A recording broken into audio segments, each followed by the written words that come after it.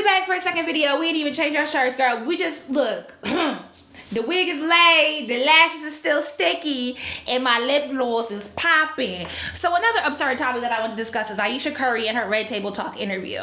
First of all this hoopla and drama popped up on Twitter like sometime last week, and Ayesha's name started trending, right? And everyone's talking about her Red Table Talk interview. So I'm thinking sis said something profound, obscene, like wow, wow, wow. And so I went back and watched. Ben is like very nice by nature, and he's very talkative. He's just like you. He gets it from his mama, and so like everything's always like very, very friendly, and sometimes to the point where I'm like, okay, I'm a grown woman, so I'll just insert myself and be like, hello, how are you doing? Exactly. Right. Like I'm okay with it now, and I've obviously, you know, like the devil is a liar, and there's always like the ladies will always be lurking, right? Hoping for their moment and waiting. You need to be aware of that, right? But for me, I honestly hate it. I don't like when I feel like leveled off with someone. Exactly. It just irks my nerves. And so like we had the conversation about it, and he like tries really, really hard to make sure that if we're going somewhere, I'm being introduced. Like exactly. I don't like to have to introduce myself. It irks my nerves. So we try and I try and make that known. But there have been a couple of times where I've wanted to like punch somebody in the face for sure. Yeah, definitely. That's human nature. It's never him. It's always the other person. It's always the other ones. And he doesn't necessarily know how to deal with that because he's like he's a nice guy. Nice human being. It really bothers me, and like honestly has given me a sense of a little bit of an insecurity is the fact that like there are all these women like throwing themselves, but me like the past 10 years like I don't have any of that. Like I have zero, this sounds weird, but like male attention. And so then like I begin to internalize it, and I'm like, is something wrong with me? Like, you're not looking. What? You're not like, looking. You're not even. But I'm gonna tell you something else too. When your radar's turned off, because I dealt with that for years too. Like, and I was young, like you. Yeah, like that's oh my not God. fair. I mean, because I don't want it, but Yeah. it'd be nice to know that like someone's looking. But That when can your get radar's dangerous. turned off, right? You're That can get beautiful. real Don't dangerous. ever think for 1 minute that it ain't some men out there looking at you like I wish. Honestly. And I'm gonna tell you who knows that more than anybody. Your husband. Dun dun dun. Ayesha ain't say nothing crazy. But the pushback has come from the particular clip that I showed where Jada asked, well, it was Ayesha, Steph Curry's mother, Steph Curry's sister, and his brother's fiance. That family is generationally beige. But Jada was asking them about how they deal with groupies. And it's interesting because the sister, Sidel, like acknowledged that she's miserable, and it was like skimmed right over. But Ayesha talks about, and a lot of focus was pretty much on Ayesha and Steph Curry's mother. But Ayesha was saying, acknowledging that, dealing with groupies is tough. And having worked in the music industry, I don't even think we understand like what groupies really. I used to work in the music industry, and so I've seen and interacted with women who you would define as groupies. And I will say, I don't even think the lengths that we realize that some people will go to in order to put themselves in a position where they can be easy access to a celebrity, right? And so for women, I think part of that is that we can sell our bodies for sex, right? That we can use our bodies and our sexuality and our sex as enticing pieces for men. And so women would just show up with like close to no clothes on, or a jacket with nothing underneath. They will be in the hotel lobby. They might be outside the hotel room door. Like, people will figure out how to get proximity to you. And so I don't know that the pushback that's come from what Ayesha said, which wasn't really that profound or interesting to me.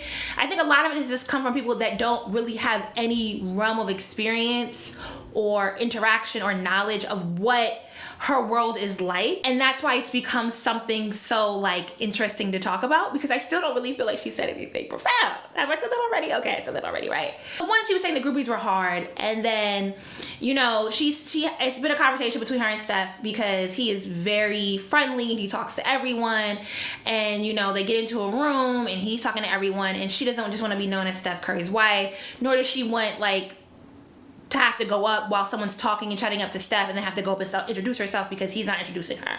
And she said, you know, he gets so much attention, and it's like, you know, for her that she's like, well, what about me? Like, it would be nice, not that I want it, would be nice to get some male attention, essentially, right? I've heard everything from she should have just kept that to herself, to men, well, not even men, but people across the board making jokes about sliding into her DMs and approaching her. Oh, she could just roll to the gas station in the hood if she wants attention, and yada, yada, yada. And I'm like, I just think a lot of that lacks tact.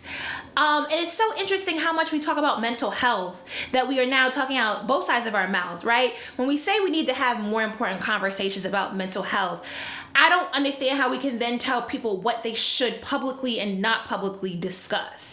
Right? If we know that the public conversation around mental health is particularly helpful to the Black community, why do we then police what vulnerabilities and insecurities people publicly share, which is a part of how they take care of their mental health?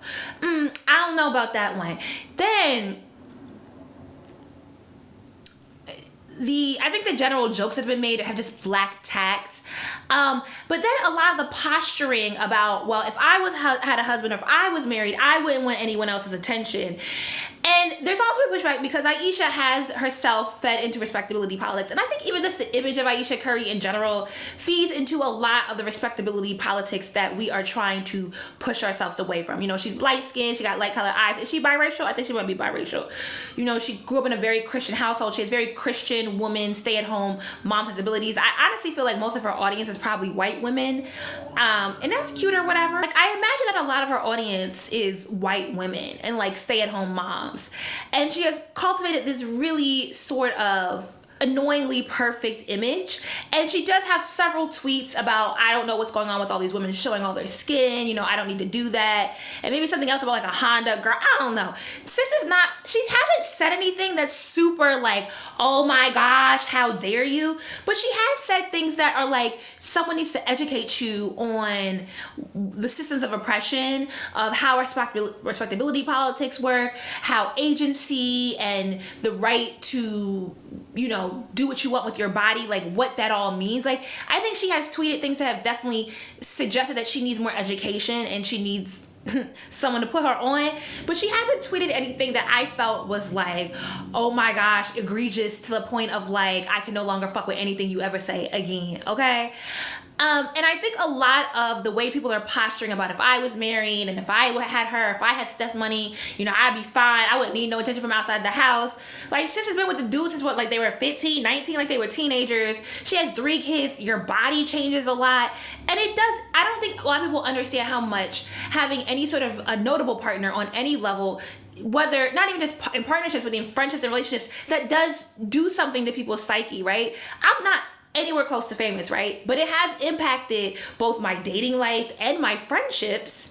How when people recognize me, it's done something to, like, particularly my friends. There's been a little bit of fallout and a little bit of like having to readjust because people will push this idea of you being different or you thinking something different or you thinking of yourself higher simply because like once or twice they were out with you, somebody recognized you. And it's like, sis, I'm literally not any different. So like, what, can you please define how I'm different? And then when they can't, then they realize it's really just how we deal with the fact of like, notoriety is strange. Like watching someone that you know they shit stink. You've probably seen me in really intimate moments because I'm close like that with my friends, and then to like, you know, see me become something else or see those people become something else. And you know, remember Steph in college was not popular. He was not a popping basketball player until maybe the past 6-7 years, right? And so to watch someone who you know so closely become so desirable in a public sphere does impact your psyche. And maybe she didn't articulate it the best way, and I will give it to you. There is some sort of double standard here in that she as a woman can express that train of thought, and if a man ever said that, it would be all hell. We would not be, I probably wouldn't be fucking with it if a man was like, well, dang, where's my woman attention? I don't want it, but where's my female attention at? Why don't the women look at me? But okay, cool, but I mean, are men giving birth? are men going through the trauma of childbirth and gestational periods? Like, are they popping out babies out of their cooter? Okay, you know, there's is something different happening with women, and I mean, a part of it is patriarchy, right? I can't knock the people calling out the double standard, because a part of it just is how patriarchy functions, right? That our desirability comes from male attention, that our understanding. But I think even the way she was talking about it suggested that like it was something that she is working through, and that, you know, again, it's a chance for education, and I think we could have more compassion. And for me, the compassion particularly comes down, I've been doing interviews lately about the fact that I have been so open and vulnerable about my own issues with mental health and the need to discuss it in the Black community. But like, was it Pop Sugar, or was it like another website that I did an interview with recently was asking me about like, oh, well, don't we need to talk about it more? And I'm like, yeah, sure, I could advocate for us talking about it more, but I also understand why a lot of people don't talk about it. I understand why a lot of people are not intimate and personal, and they use very vague terms, and the conversation is still very stilted around mental health, because it's so easy to trip up and say something that you might think is banal, that you might think is honest and really important to share, and you're not even thinking about how someone can take this and twist it and use it against you, and somebody will.